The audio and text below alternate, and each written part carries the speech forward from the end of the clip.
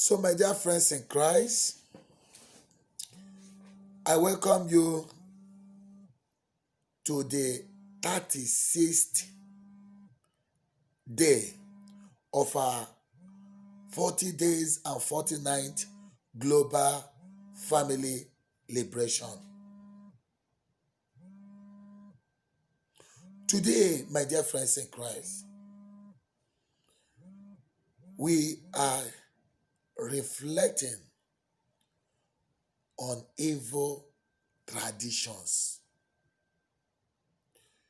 We are here to be liberated from evil traditions.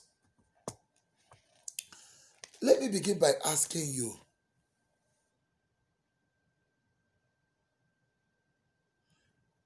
the same question Jesus Christ asked his disciples. Can one put a new wine into an old wine skin?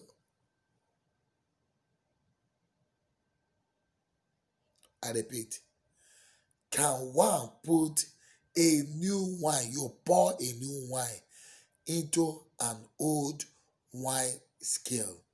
I think let me just read it from the Bible, because this will serve as the foundation of our discussion, foundation of our reflection. Because this question was answered in the Gospel of Mark, chapter 2, from verse 21 to 22. The Gospel of Mark, chapter 2, 21 to 22. Listen to what Jesus has to say. No one uses a piece of new cloth to patch up an old coat, because the new patch will shrink and tear off some of the old cloth, making an even bigger hole. Verse 22. Nor does anyone pour new wine into used wine skins, because the wine will burst the skills, and both the wine and the skills will be ruined. Instead, new wine must be poured into fresh wine skins. New wine skins. The Christianity we have in Africa, and I believe in most parts of the world, is what I describe as pagan Christianity. I repeat, pagan Christianity. What is pagan Christianity?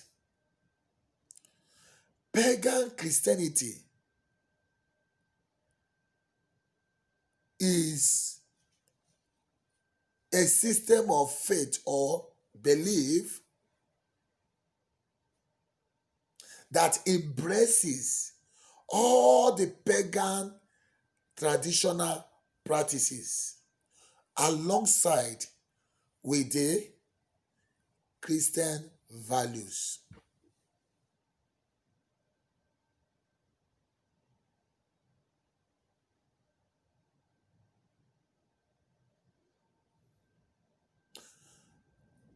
So,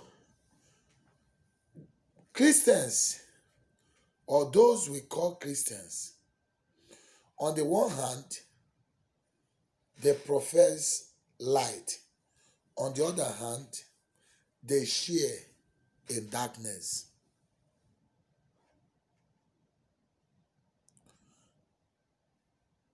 Africans don't joke with their tradition. Most Africans don't joke with their traditions. The influence of paganism is so strong that, in fact, if you cannot beat them, you join them. Right from the time a child is born, rite of initiation has started.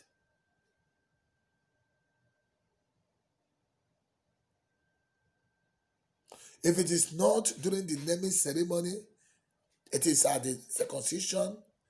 If it is not at the circumcision, at one point in time, like where I came from,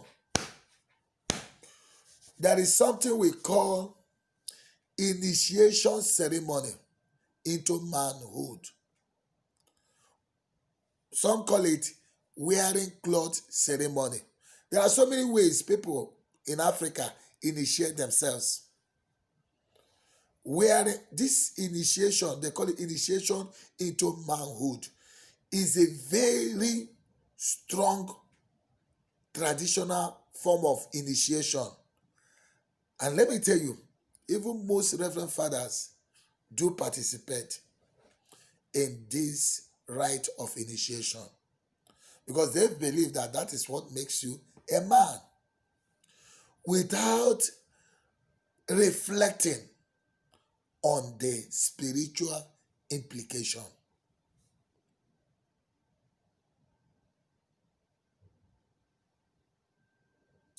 During this Iwakwa rite of initiation, young men are initiated even without their knowing and without their consent to the goddess of the land. And you present these young men to the market, they will dance around the market, and most of the market in Igbo land and other parts of Africa, most of the market are named after a particular deity. There are those who are in charge of those deities. There are those who perform the rite, the rituals on your behalf. You may not know. Sheepishly, Christians, they see nothing wrong with that. My village, the first thing God revealed to me, in my village, the shrine in my village, the goddess in my village, they call it Ikoro. That Ikoro, you know, the day a child is born is not actually the day. In Africa, the day a child is born is not actually the day the child is born in the society. It's not actually the day the child is recognized in the society. So in that our village, you will grow up. When you are matured enough, you are matured enough, maybe age 25, 20, that age of marriage, that age of, becoming a man, the community will now initiate you. And that is the day you are born. That is the day the community believe that there is somebody, they recognize you as a human being. And from that very moment, you will start contributing to the society. That moment, after your initiation ceremony, you can start getting your right from the community. So during that initiation, they present these young men to Ikoro.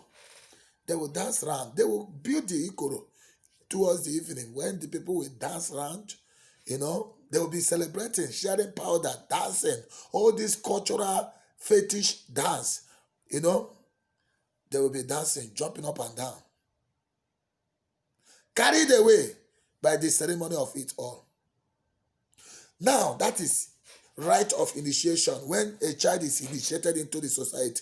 And then the exit, when you have lived old age and you have, you are matured, the day you will equally die, they will still go and commit your soul to that same Ikoro. So the midnight, the day, all these things are done in a very clever way. You know, there is a music in my village they call ese. Okay? So that music, special traditional music, you don't play it anyhow. It is only when somebody dies, that is when an elderly person dies, that they play that ese. But before they start playing that ese, they will go to the same ikoro. At midnight, the hour of initiation, they will go and look for the person or commit the soul of the person with a fowl in ikoro. When God revealed all the havoc this thing has caused, so many young men, you will see them doing well.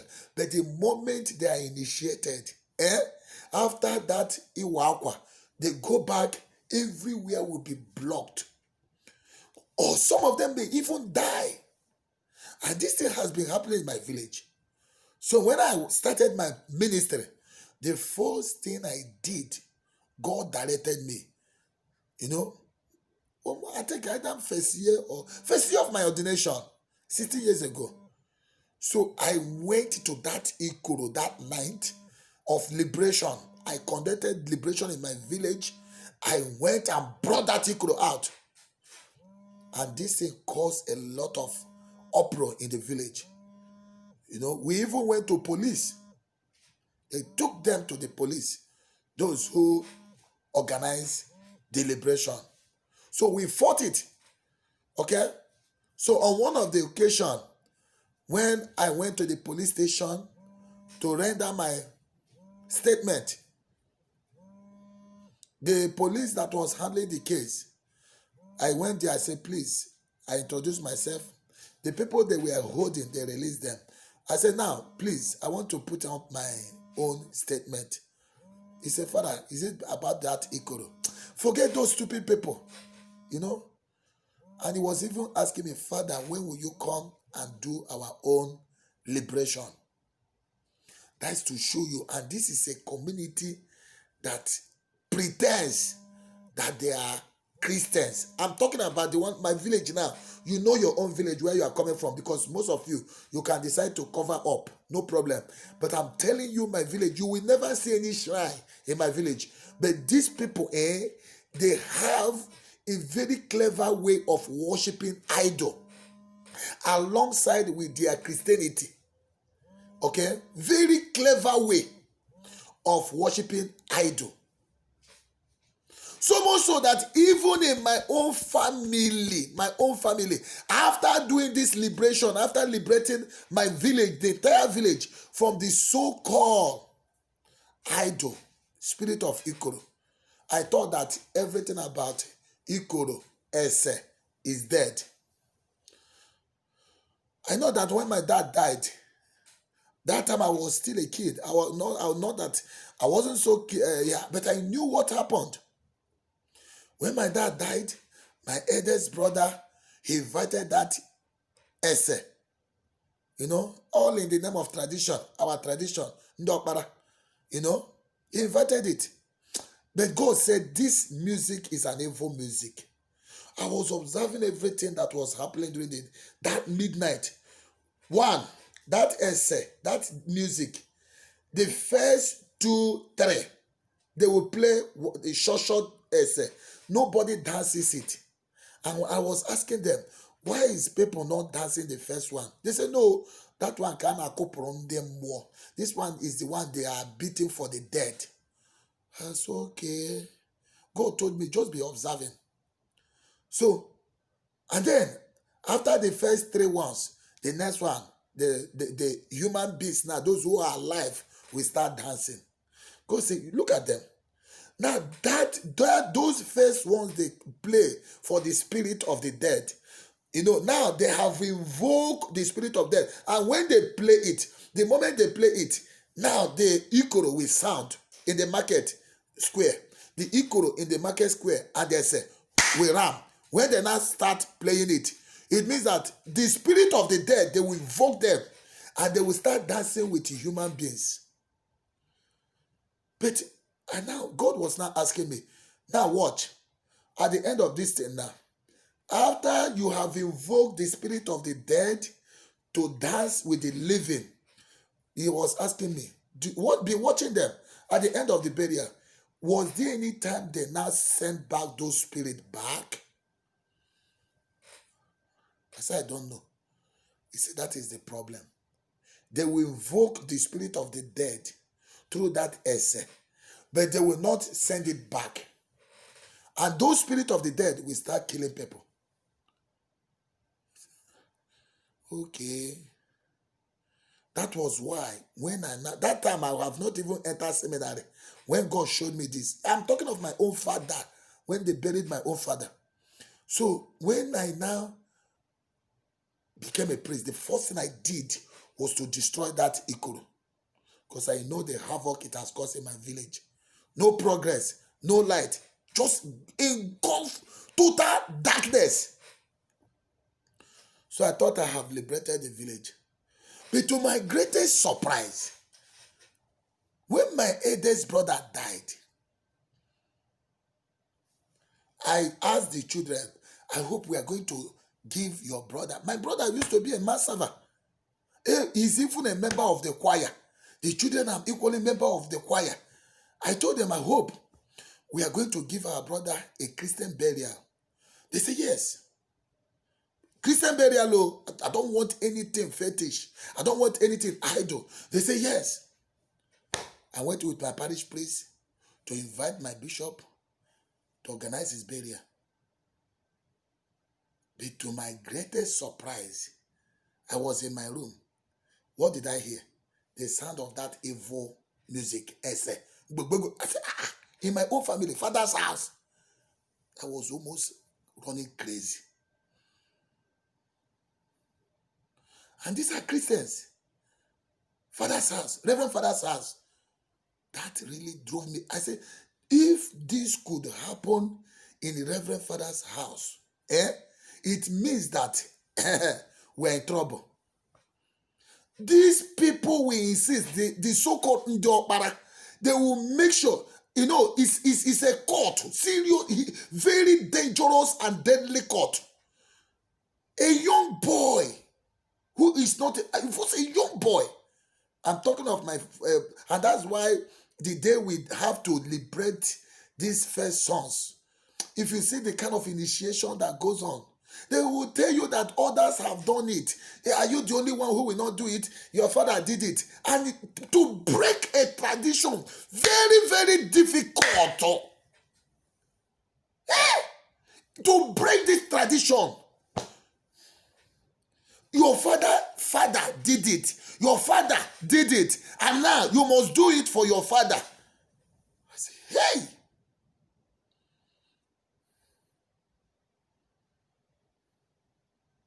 Without even consulting me. In fact, I regretted everything I did in that burial. Everything I did, I just felt like, It was then that I knew that this thing they call tradition, this thing is so deadly, is so poisonous. To break evil tradition, Hey! I'm telling you my own experience, my own family. I tried to fight it. I tried to break it. But God said, don't mind them. Leave them. I will not hold it against you because you told them the truth. Iyonye maya maraya. Iyonye maya maraya.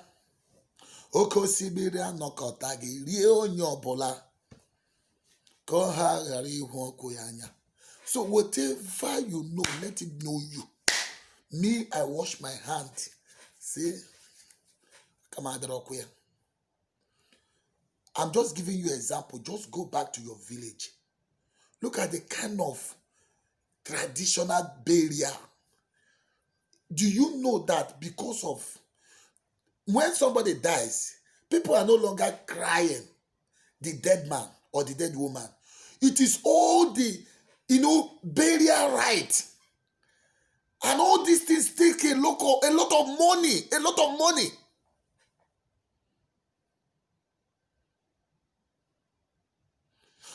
all these things, the people spend money in order to destroy their soul. They prefer, in the name of tradition, after all, others have been receiving befitting burial. They get befitting burial. In kind of position, it's our own different. People will be looking at us as if you want to be like others.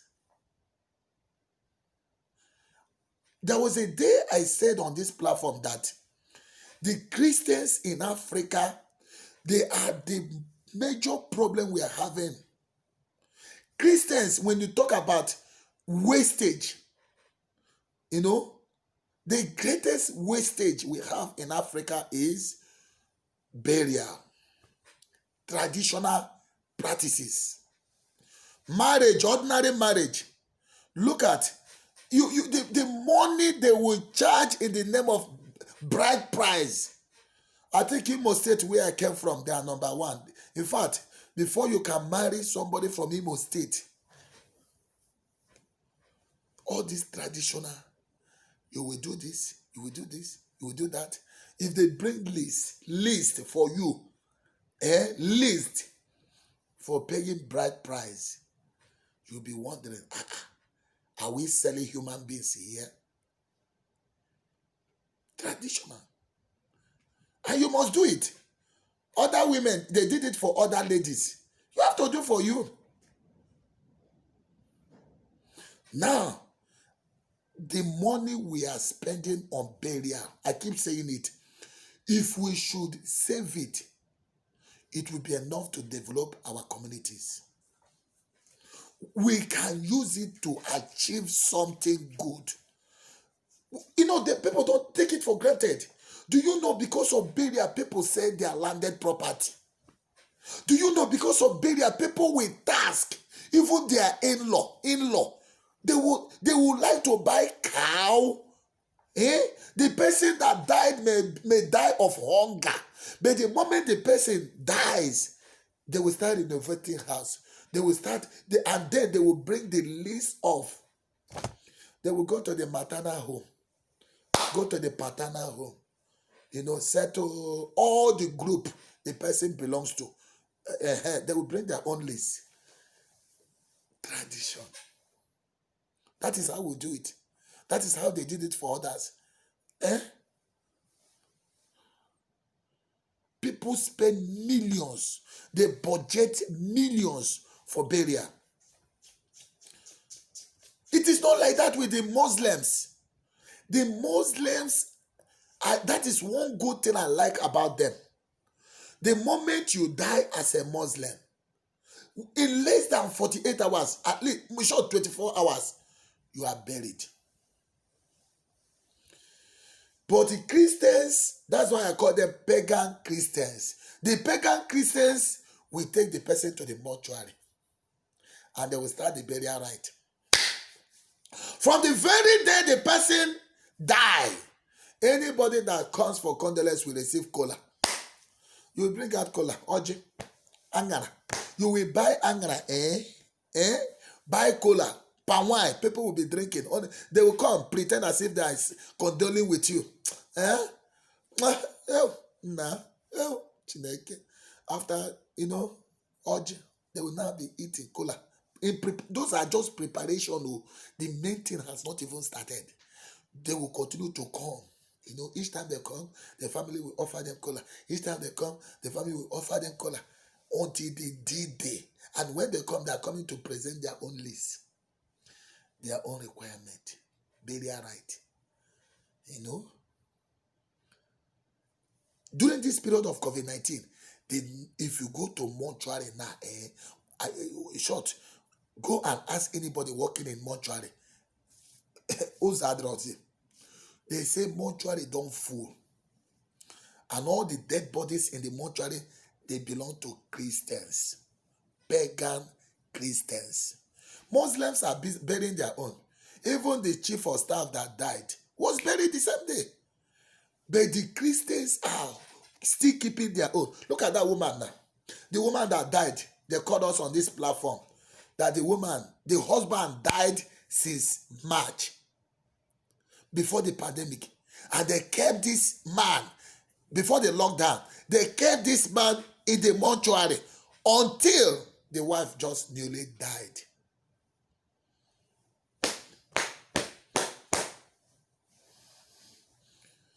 You don't know the psychological trauma you cause, to that widow, to the orphans, by keeping the dead body for such a long time. All in the name of tradition, befitting burial, befitting burial. What award do you people usually get from this your so-called befitting burial? It's like you used to get award, or it's like who will come first, competition. And during the burial, you see them, they will sew uniform. The uniform they will use the day they will bring back the cuff will be different. They will wear polo. The one they will wear the day they will go mass will be different. The one they will wear the day they will go acting program. Hey! Different. And now what uniform? No, I don't know. I don't just understand. This is just the burial. I've talked in past concerning marriage. When you go there, it's a hell. And we cannot, the Christians are helpless. It's like every Christian is acceptable. It's a way of life.